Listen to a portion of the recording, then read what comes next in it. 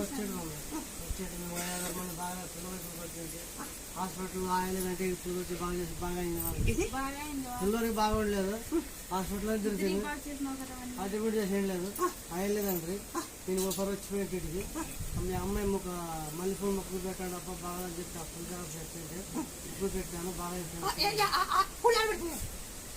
పిల్లలు ఆడే కొనుక్కొని అనంతపురంలో పెట్టాడు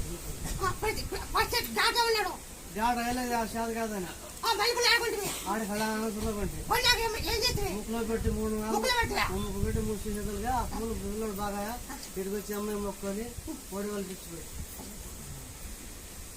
దాని అప్పుడు నేను వస్తుంటాను